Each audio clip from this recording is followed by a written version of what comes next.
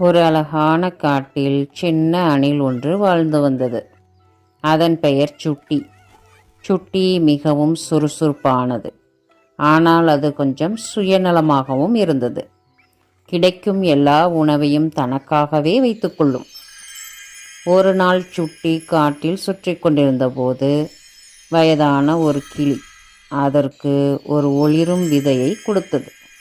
இது சாதாரண விதை இல்லை, மந்திர விதை.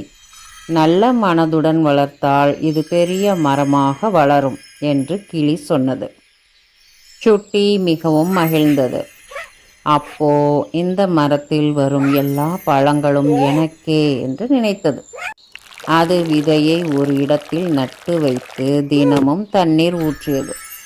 ஆனால் நாட்கள் சென்றும் விதை முளைக்கவே இல்லை. ஏன் இது இன்னும் வளரல அப்படின்னு சுட்டி கோபப்பட்டு அழுதது. அப்போ அந்த கிளி மீண்டும் வந்தது. இந்த விதை சுயநலமான மனசுக்கு வேலை செய்யாது என்றது. சுட்டி கொஞ்சம் யோசித்தது. பிறகு காட்டில் இருந்த முயல், மான், குரங்கு, பறவைகள் எல்லாவற்றையும் அழைத்தது.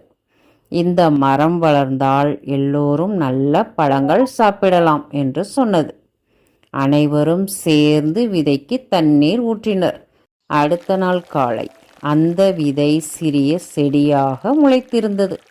சில நாட்களில் அது ஒரு பெரிய மரமாக வளர்ந்தது.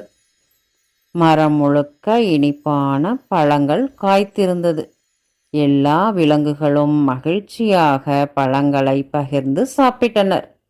சுட்டிக்கும் மிகவும் சந்தோஷமாக இருந்தது. அன்று முதல் அது எல்லோருடனும் பகிர்ந்து வாழ ஆரம்பித்தது. நீதி: நல்லதை பகிர்ந்தால் அது பெரிதாக வளரும். இந்த கதை உங்களுக்கு பிடிச்சிருந்தா லைக் பண்ணுங்கள், ஷேர் பண்ணுங்கள், கமெண்ட் பண்ணுங்கள், சப்ஸ்கிரைப் பண்ணி சப்போர்ட் பண்ணுங்கள். தேங்க்ஸ் ஃபார் வாட்சிங்.